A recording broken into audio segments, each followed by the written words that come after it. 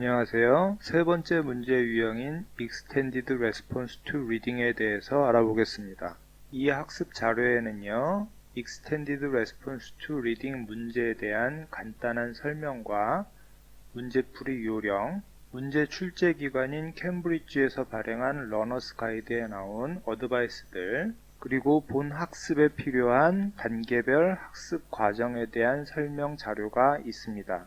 또한 글의 톤이나 랭귀지, 어필과 같은 용어에 대한 설명과 글쓰기의 기본적인 요소인 메인 아이디어, 디테일, 인퍼런스에 대한 설명 자료들이 포함되어 있습니다. 우선 문제 유형에 대해서 살펴보도록 하겠습니다.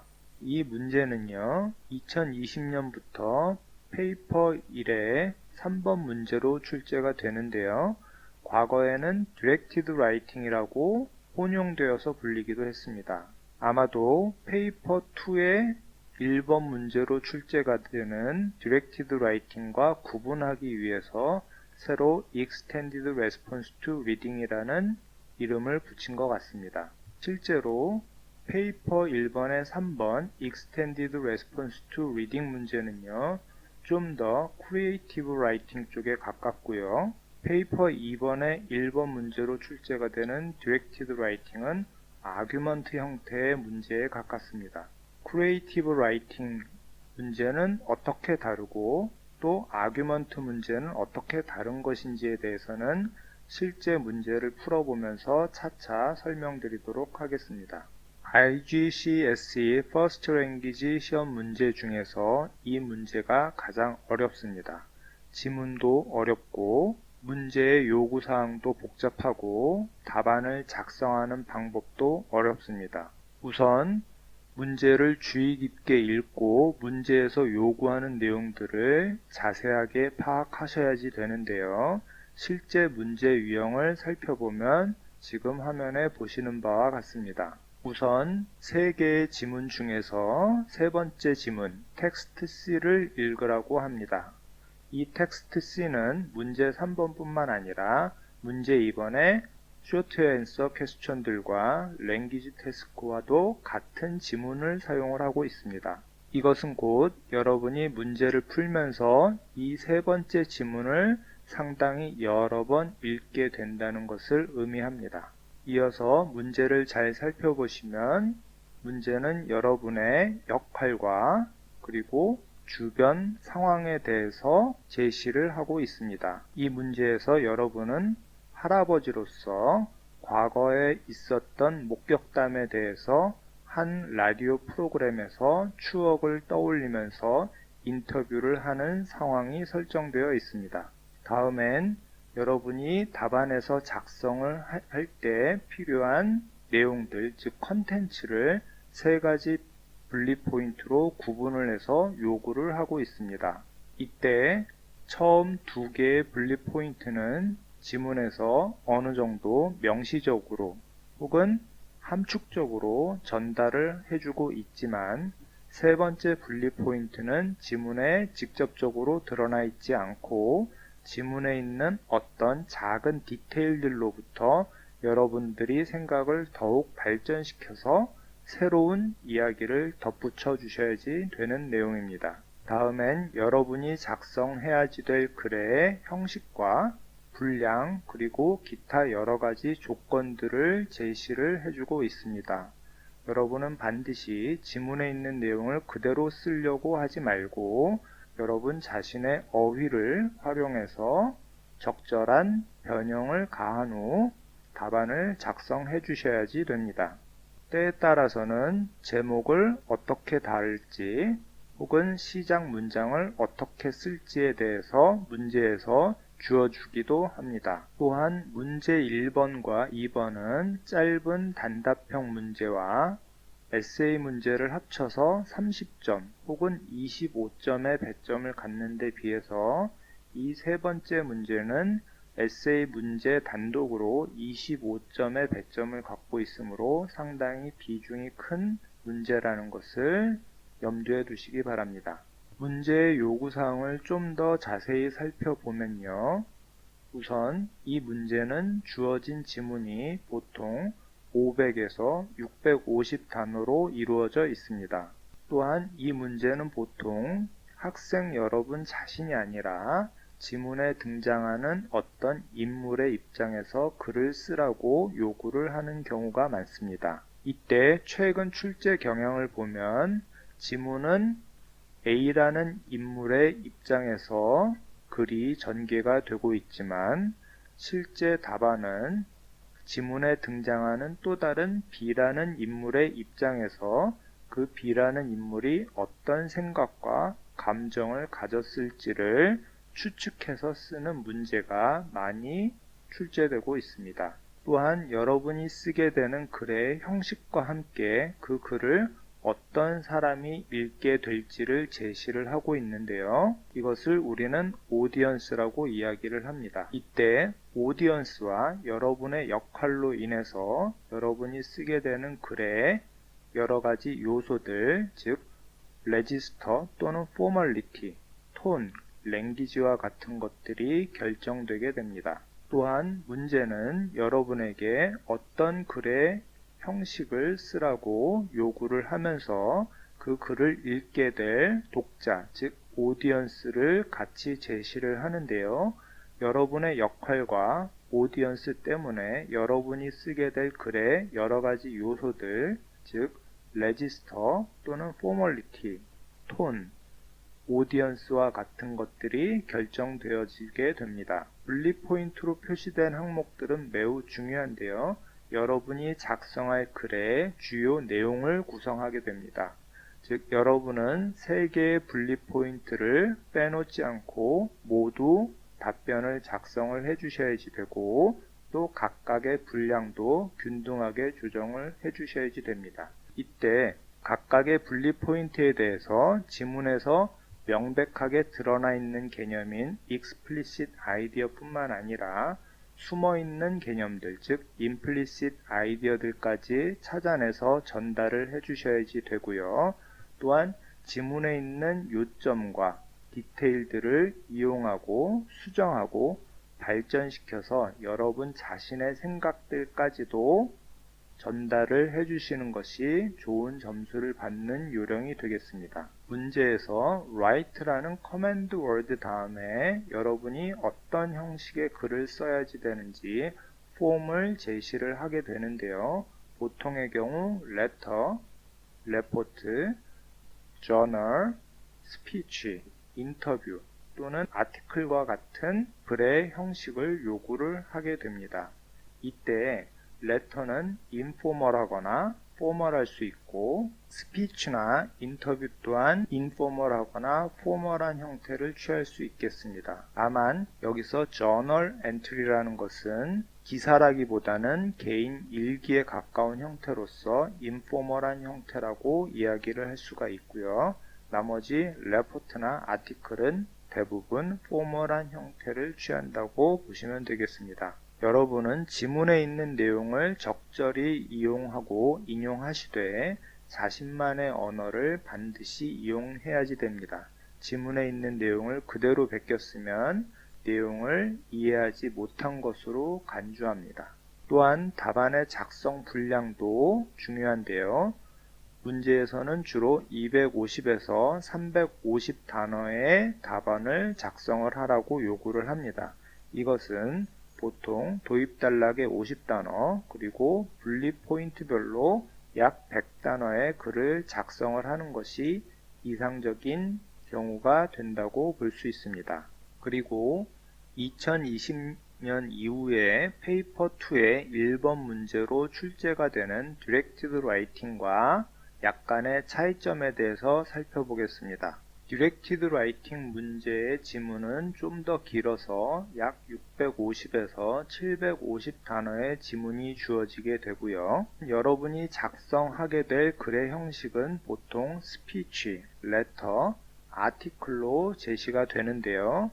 이때 실제로 여러분이 작성을 하게 될 글의 형식은 아규먼트라고 이해를 하시면 되겠습니다. 즉 어떤 주어진 관점들에 대해서 평가하고 자신의 의견을 제시를 하는 논술 형식의 글이라고 보시면 되겠습니다. 즉 Directed Writing은 여러분의 의견을 읽는 사람으로 하여금 설득되도록 설득하는 목적의 글이라면, Extended Response to Reading은 여러분의 상상력을 주어진 지문에 더해서 좀 더 크리에이티브한 라이팅을 작성하는 문제라고 이해하시면 되겠습니다. Extended Response to Reading 문제에 대해서 답안을 작성하는 요령에 대해서 간단히 살펴보겠습니다. 이 문제는 간단하게 말해서 지문을 읽고 지문에서 여러분이 이해한 바를 주어진 형식에 따라서 또 주어진 독자들을 위해서 글을 쓰는 것이라고 할 수가 있겠습니다. 이때 여러분은 지문에 있는 내용들을 이용하고 또 거기에 여러분 자신의 생각들을 더욱 발전시켜서 덧붙여서 글을 작성을 해주시면 되겠습니다. 문제를 푸는 요령을 한 10가지 스텝에 따라서 설명할 수가 있겠는데요. 우선 첫 번째로 할 일은 지문을 빠르게 읽으면서 이 지문이 어떤 사건들에 대해서 이야기하고 있는지 핵심을 파악해 보는 것입니다. 그 다음은 문제를 천천히 읽으면서 문제가 무엇을 요구를 하고 있는지 파악하는 것입니다. 이어서 문제에서 어떤 보이스, 레지스터로 글을 작성을 하라고 하는지, 또 문제가 누구를 위해서 글을 작성을 하라고 요구를 하고 있는지, 또 여러분이 무엇을 위해서 글을 작성을 해야지 되는지 목적에 대해서 생각을 해봅니다. 다음엔 지문을 다시 읽으면서 문제에서 요구하는 포인트들을 찾아서 밑줄을 그으면서 다시 한번 읽습니다. 그리고 이번엔 3가지 다른 색깔의 마킹펜을 들고 지문에서 요구하는 3가지 분리 포인트별로 각각 다른 색을 칠하면서 지문을 다시 한번 읽습니다. 다음 단계로 지문에서 찾은 3가지 분리 포인트에 대한 아이디어들을 가지고 여러분의 답안을 계획합니다. 이때 여러분의 답안을 몇 개의 단락으로 나누어서 작성을 할 것인지, 그리고 각각의 단락에 어떤 내용들을 포함하게 될 것인지에 대해서 문제지의 여백에다가 계획을 잘 세우는 것이 중요합니다. 다음 단계로는 답안지에 여러분의 답안을 Continuous Writing 형태로 작성을 하시고요.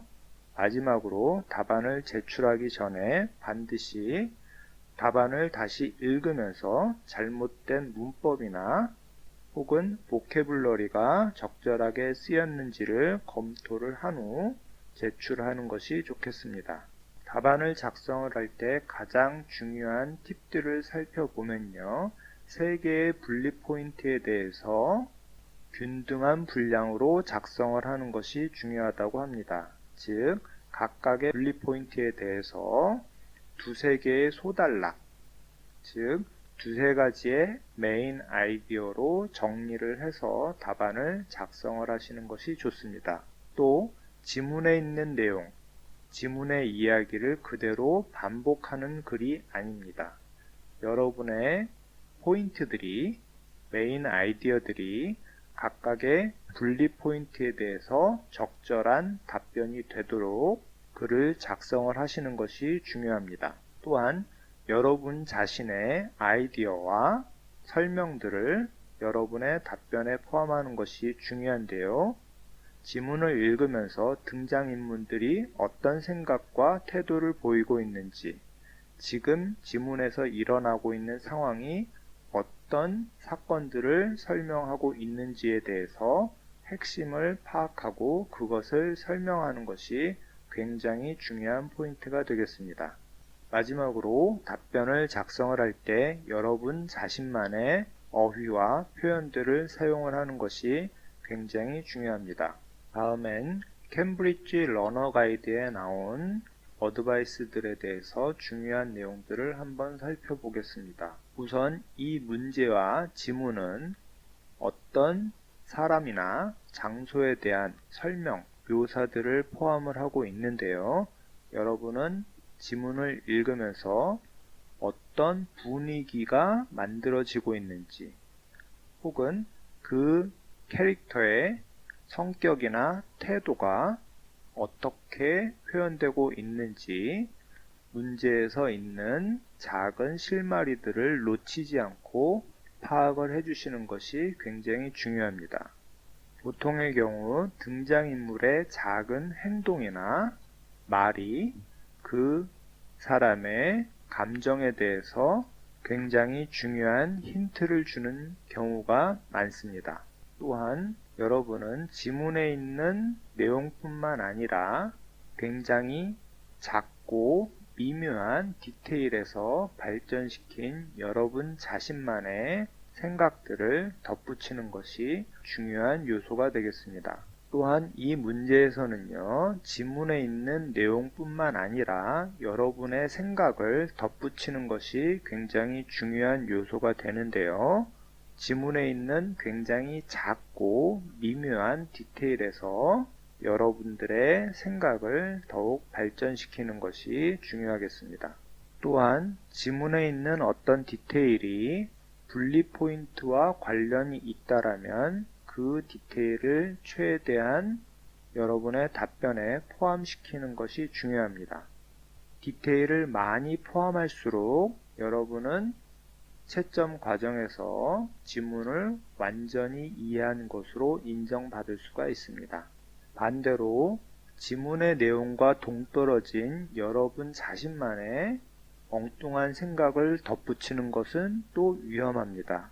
여러분 자신의 디벨롭먼트는요, 반드시 지문에 있는 어떤 내용과 연관이 되어져야지만 합니다. 또한 지문에 있는 단어나 프레이즈들을 여기저기 있는 것을 끌어다가 여러분 답변을 작성을 하실 때 활용하는 것은 얼마든지 좋습니다. 하지만 굉장히 긴 단락을 그대로 들어서 사용을 하시면 지문의 내용을 이해하지 못한 것으로 간주가 되고요.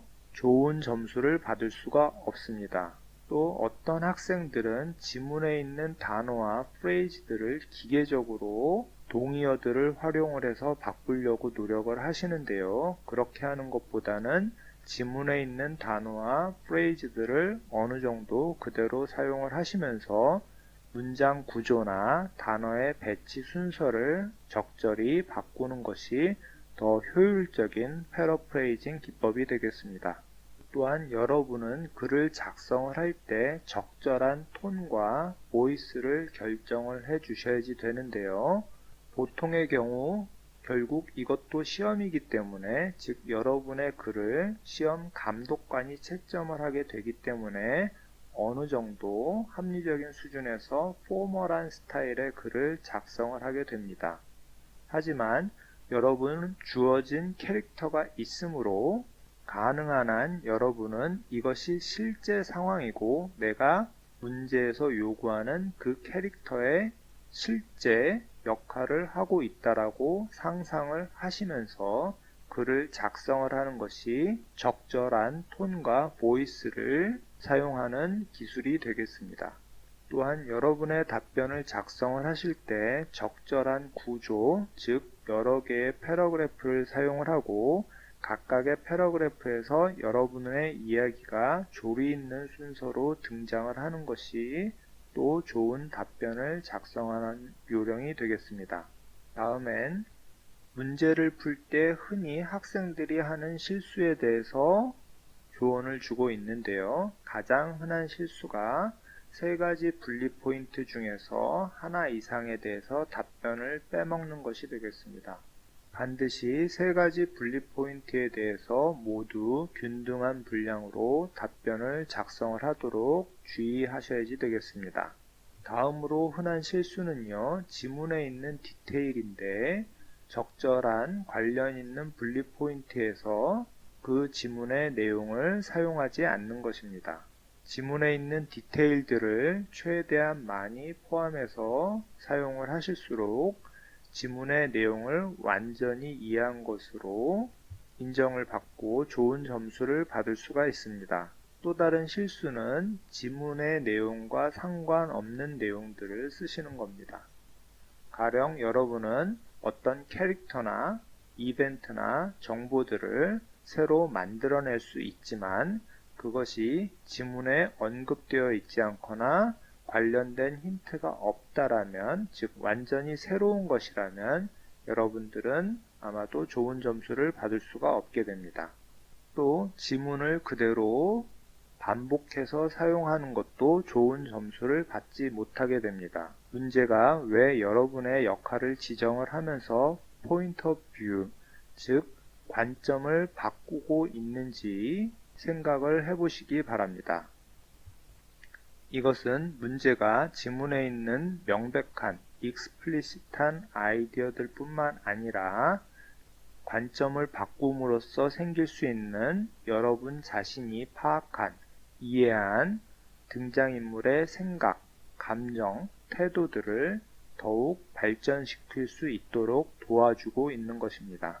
또 다른 흔한 실수는요, 관점이 바뀌었는데도 불구하고 잘못된 관점에서 글을 쓰는 것입니다.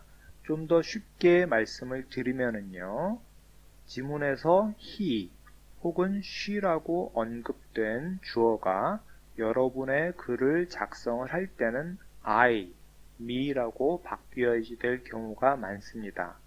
하지만 답변을 작성을 할 때 지문에 있는 내용을 그대로 옮기면서 she, he와 같은 주어를 그대로 사용하시는 실수가 생각보다 많이 일어나게 됩니다.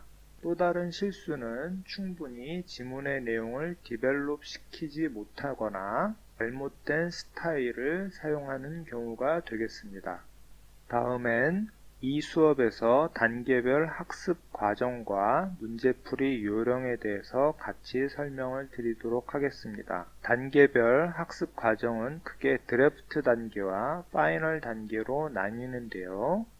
각각의 단계의 맨 앞에는 문제와 지문이 같이 제시되어 있습니다.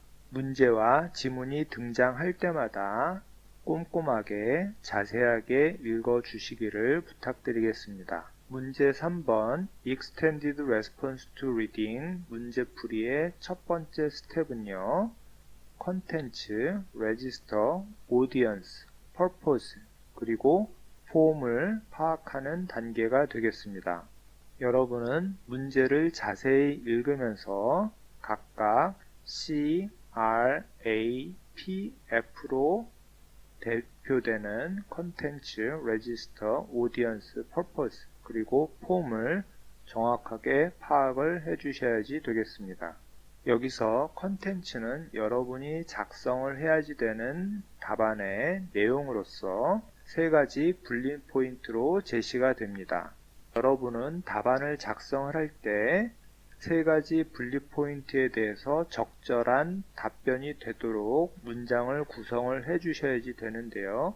가령 문제에서 무슨 일이 있었는지, 혹은 등장인물이 무슨 생각을 하고 있고 무슨 감정을 느꼈는지, 혹은 무슨 일이 왜 일어났는지에 대해서 물어볼 수 있는데요. 각각 문장을 시작을 할 때 그 분리 포인트에서 요구하는 내용에 대해서 적절한 답안이 되도록 문장을 구성을 하시는 것이 중요하겠습니다. 다음 레지스터는 또 다른 말로 formality라고도 이야기를 하는데요. 여러분이 작성을 하는 글은 formal, neutral, informal 세 가지 형태 중에 한 가지를 취하게 됩니다.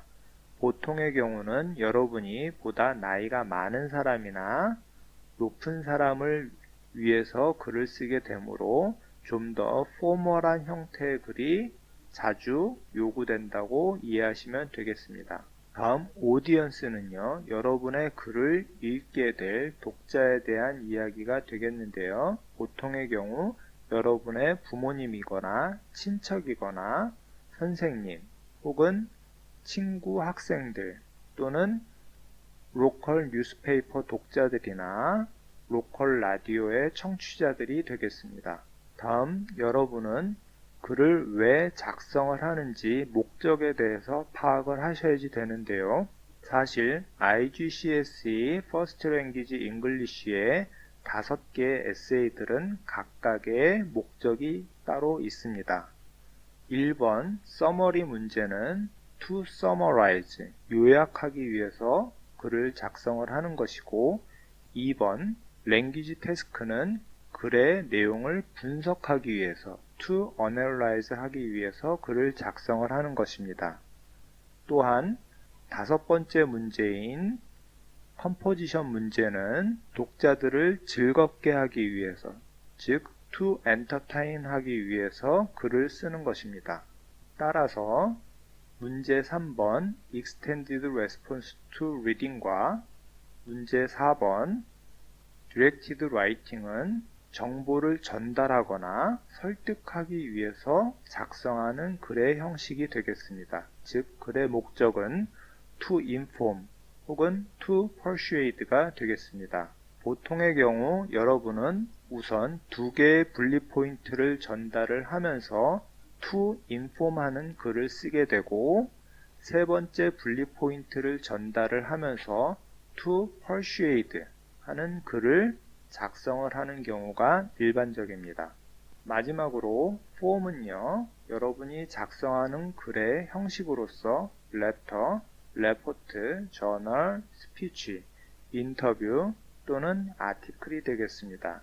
이때 글의 형식이 letter로 주어지는 경우 여러분은 반드시 받는 사람의 적절한 호칭과 적절한 인사, 경우에 맞는 sign of word, 그리고 여러분의 이름을 빼먹지 말고 쓰시는 것이 중요하겠습니다.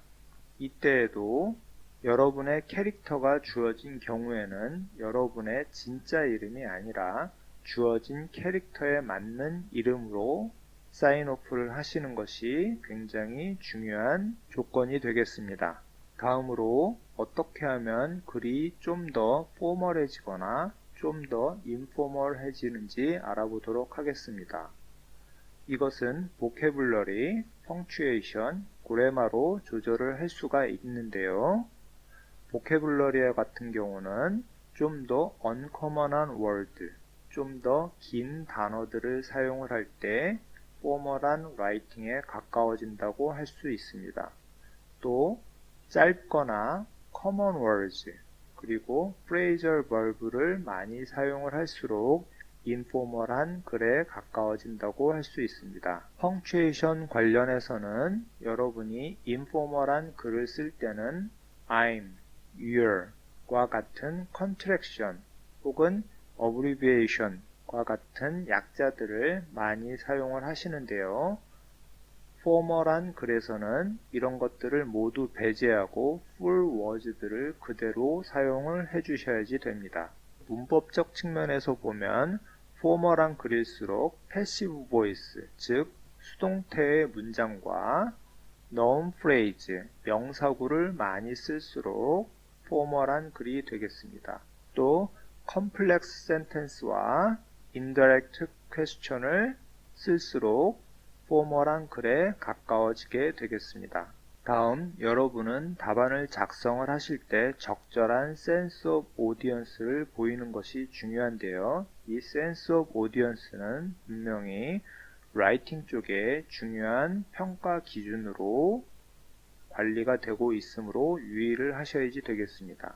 적절한 sense of audience를 보인다는 것은 여러분의 글에서 적절한 톤, voice, language, 그리고 어필을 활용을 하신다는 이야기가 되겠습니다. 여기서 톤이나 voice는 여러분이 글을 쓸 때 어떤 언어들과 라이팅 스타일을 사용을 하시는가에 대한 문제인데요. 굉장히 다양하게 정의를 할 수가 있겠습니다. 이것은 보통 여러분이 쓰는 글에 대해서 어떻게 느끼는지에 대해서 이야기해 줄 수 있는 글쓰기의 요소가 될 수 있는데요. 지금 화면에 보이는 링크된 사이트는 이 작가의 톤에 대해서 여러 가지 어휘들을 설명을 해주고 있으므로 한번 읽어보시면 톤이란 무엇인지 이해하는데 좀 더 도움이 될 수 있겠습니다. 다음은 여러분이 답변을 작성을 할 때 어떤 랭귀지를 사용하는가도 중요한데요. 이 경우에는 여러분이 IGCSE 답안을 작성을 하는 것이므로 정해진 랭귀지의 조건이 있다고 보시면 되겠습니다. 모든 문제에 대해서 여러분은 클리어하고 읽기 쉬운 랭귀지를 사용을 해 주셔야지 됩니다. 하지만 이것이 무조건 쉬운 단어와 간단한 문장 구조를 사용을 한다라는 것을 의미하지 않습니다. 적절히 여러분이 어느 정도의 지식, 지성을 갖고 있음을 보여주셔야지 됩니다. 이 말은 어느 정도 복잡한 문장 구조와 그리고 평범하지 않은 어휘들을 사용을 한다는 것을 말합니다. Sense of Audience와 관련된 마지막 요소는 어필인데요. 이것은 말 그대로 여러분이 쓰는 글의 호소력입니다. 여러분이 어떤 글을 쓰던지 간에 독자들로 하여금 여러분의 생각에 동의하도록 적절한 어필을 가져가 주셔야지 되는데요. 이때 여러분은 독자의 이성뿐만 아니라 감성에도 적절히 호소하시는 것이 효과적인 어필이 되겠습니다. 문제풀이 두 번째 스텝은요. 지문을 읽고 밑줄을 긋고 색칠하는 단계가 되겠습니다. 여러분은 지문을 여러 번 읽으면서 3개의 분리 포인트에 해당하는 지문의 디테일들을 찾아서 적절하게 색칠을 하고 여러분의 답변에서 활용을 할 계획을 세우셔야지 됩니다. 이때 첫 번째, 두 번째 분리 포인트는요, 지문에 명시적으로 드러난 디테일들이 있을 수 있고 혹은 직접적으로 이야기하지 않지만 조금만 생각을 해보면 뜻을 알 수 있을 정도로 함축적인 형태로 디테일들이 제시되고 있습니다. 하지만 세 번째 분리 포인트는 지문에 그 디테일들이 나와 있지 않습니다. 반면에 여러분들은 지문에 있는 어떤 작은 실마리들을 이용을 하셔서 세 번째 분리 포인트에 해당하는 내용들을 만들어 주셔야지 되는데요. 그런 작은 실마리들에 마킹을 해주시면 되겠습니다. 문제풀이의 세 번째 단계는 답안 계획을 세우는 것이 되겠습니다. 이때 3개의 분리 포인트별로 지문에 있는 내용을 옮겨 적는 단계가 필요한데요. 지문의 내용 중에서 핵심적인 것들은 메인 아이디어로 혹은 그 메인 아이디어를 뒷받침하는 것들은 서포팅 디테일 부분에 정리를 해주시면 되겠습니다.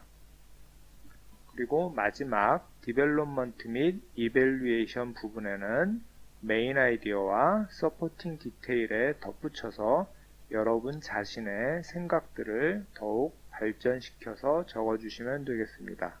하나의 분리 포인트에 대해서 이 메인 아이디어, 서포팅 디테일, 디벨롭먼트 및 이밸루에이션 소달락이 2개 내지는 3개씩 작성이 될 수 있도록 정리를 하시는 것이 좋겠습니다. 또한 각각의 메인 아이디어, 서포팅 디테일, 디벨롭먼트 라인을 가급적 풀 센텐스 형식의 문장으로 정리를 하시는 것이 효율적인 방법이 되겠습니다. 문제풀이 네 번째 단계는 실제 답안을 작성을 하시는 것이 되겠습니다. 우선 세 번째 단계에서 작성한 메인 아이디어, 디테일, 이밸루에이션들을 다시 한번 꼼꼼하게 읽으면서 최종 답안을 컨티뉴어스 라이팅으로 옮겨 쓸 준비를 합니다. 이때 여러분의 최종 답안은 몇 개의 패러그래프로 나뉘게 되는데요. 인트로덕션과 3개의 바디 패러그래프 그리고 필요한 경우 컨클루전으로 구성을 하시면 되겠습니다. 인트로덕션은요. 여러분의 글의 도입 단락이고요. 최소한 3개의 문장으로 구성을 하신다고 보면 되겠습니다.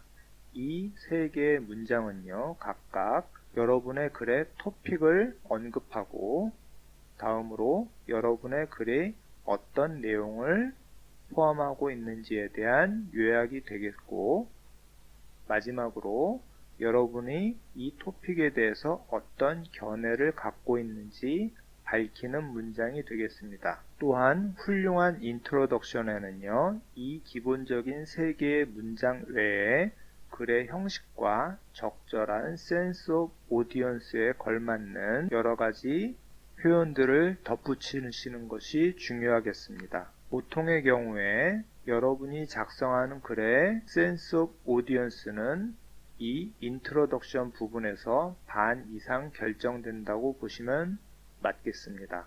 이상으로 Extended Response to Reading 문제에 대해서 간략한 설명을 마치도록 하고 실제 문제를 풀면서 답안을 작성을 하는 방법에 대해서 배워보시도록 하겠습니다.